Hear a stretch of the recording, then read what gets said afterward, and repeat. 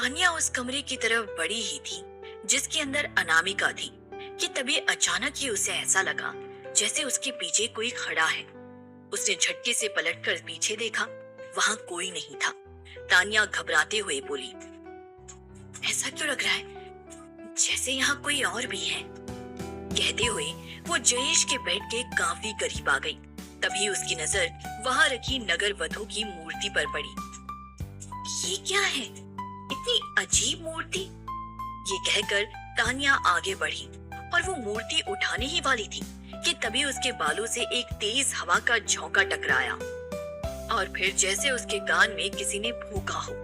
तानिया एक झटके से सिहर के पीछे हट गई। वो घबराकर ऊंची आवाज में बोली, कौन है? कोई है क्या यहाँ? जयेश, कहाँ हो तुम? जयेश को आवाज लगाते हुए तानिया घर में इधर उधर जयेश को तलाशते हुए टहलने लगी। अनामिका ये सब अपने कमरे के दरवाजे की ओट से देख रही थी। उसके चेहरे पर गुस्सा और एक खतरनाक मुस्कान थी। इस बात से अनजान तानिया धीरे धीरे दूसरे कमरे की तरफ बढ़ने लगी, वही कमरा जिसके अंदर अनामिका थी। लेकिन जैसे ही वो दरवाजे के पास पहुंची, उसे ऐसा महसूस हुआ जैसे उसके पीछे से तेजी से कोई गुजर गया। तानिया एकदम से डर के पीछे मुड़ी। घबराहट के मारे उसकी चीख निकल गई, लेकिन पीछे कोई भी नहीं था। अभी तानिया खुद को संभाल पाती कि तभी उसके ठीक पीछे वो जिस कमरे में थी उसका दरवाजा एक जोर की आवाज के साथ एक झटके से अपने आप बंद हो गया। अब तानिया पूरी तरह से डर चुकी थी। वो पीछे हटते हुए कांपती आवाज में बोली, ये सब क्या हो रहा है मेरे साथ? जयेश कहाँ है? दरवाजा किसने बंद किया? तानिया आगे बढ़कर दरवाजे को पीटते हुए चिल्लाई, प्लीज दरवाजा खोलो, देखो तुम ये सही नहीं कर रहे। जयेश, प्लीज ऐसा मजाक मत करो। जब फिर भी कोई जवाब नहीं मिला तो तानिया ने अपना मोबाइल निकाला और जयेश को फोन मिलाने लगी। लेकिन उसकी हिम्मत तब जवाब दे गई जब उसने पाया कि उसके मोबाइल में नेटवर्क ही नहीं था। इधर दूसरी तरफ जयेश के घर के बाहर खड़ा एक अंधा आदमी हाथ में स्टिक लिए, आंखों पर काला चश्मा चढ़ाए तानिया की चीखों को मौन खड़ा सुन रहा था। तभी उसके चेहरे पे एक हल्की सी मुस्कान तैर गई। तभी अचानक ही जयेश के घर का दरवाजा खुला। अंदर से अनामिका बाहर आकर उस अंधे के हाथ में एक लिफाफा देकर बोली, पता है ना क्या करना है?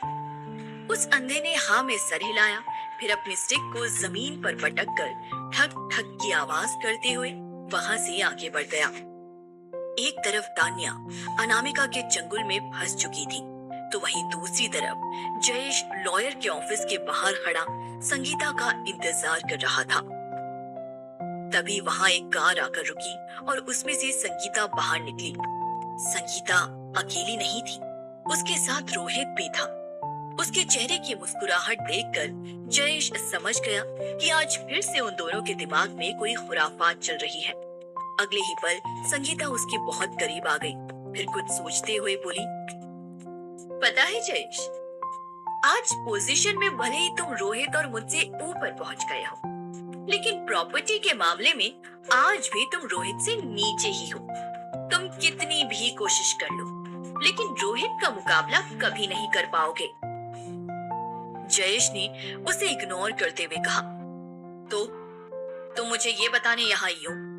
जवाब में संगीता हंसते हुए बोली, नहीं, तुम्हें ये बताने आई हूँ कि जो तुम मुझे कभी नहीं दे सके वो रोहित मुझे दे रहा है। डिवोर्स तो हमारा हो ही जाएगा, फिर अगले हफ्ते मैं और रोहित शादी कर रहे हैं एक 5 स्टार होटल में, जहाँ चाय पीना भी तुम्हारी औकात के बाहर है।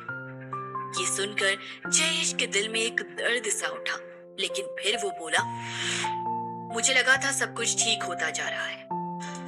वो सब कुछ मेरे पास है जिसकी तुम्हें ख्वाहिश थी, लेकिन तुम तो।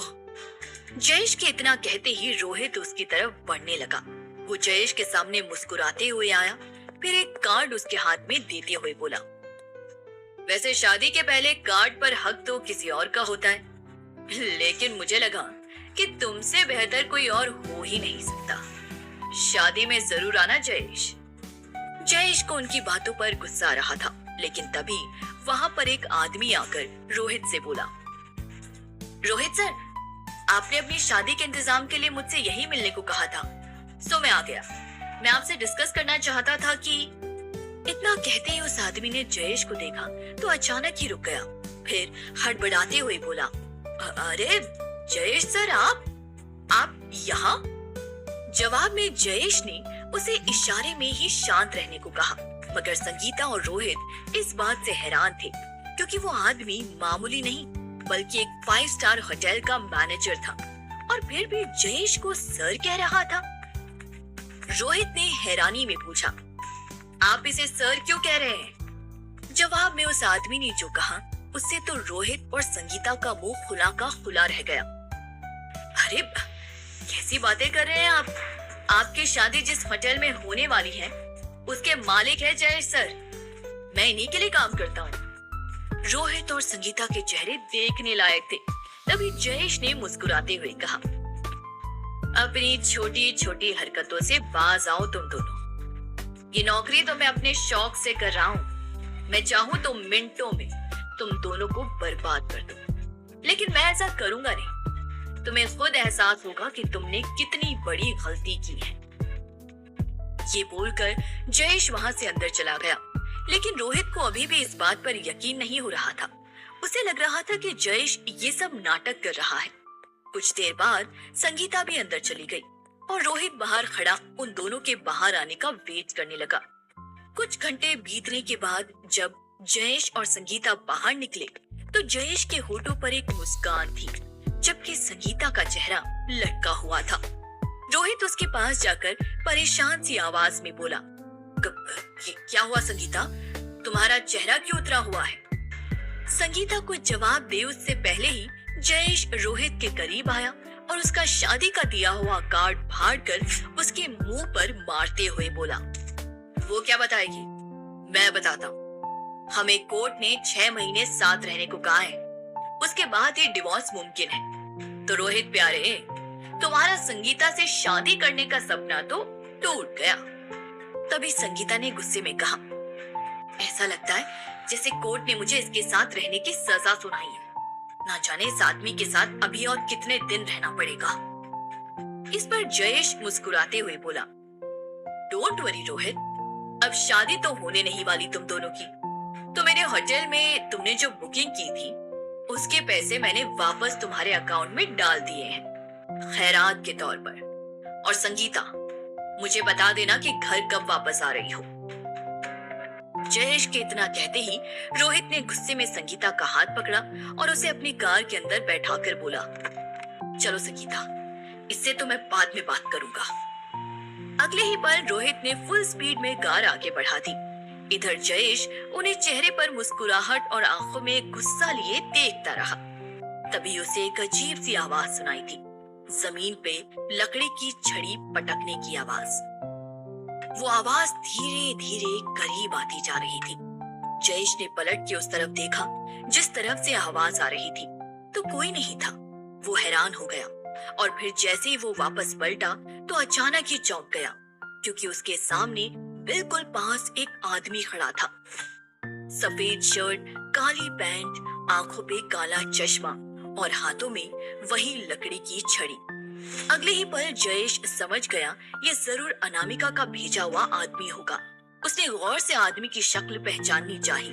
इसके पहले जो ब्लाइंड आदमी अनामिका का संदेश लेकर आए थे, ये उनसे बिल्कुल अलग था। जयेश ने चौंकते हुए कहा, आप कौन? वो आदमी सपाट लहजे में बोला, संदेश।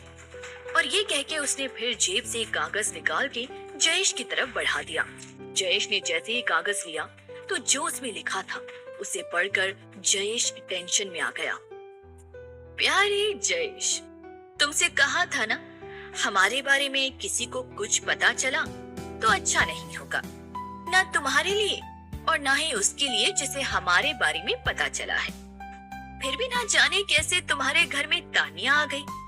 अब समझ नहीं आ रहा हम इसके साथ क्या करें, लेकिन जब तक तुम वापस आओगे तब तक बहुत कुछ हो चुका होगा। जयेश वो संदेश पढ़ के झटके में उस अंधे आदमी की तरफ मुड़ा, लेकिन वो आदमी वहां से गायब था। जयेश के पूरे जिस्म में एक सिरहन सी दौड़ गई और वो घबराते हुए बोला, तानिया, वो वहां कैसे पहुंच गई?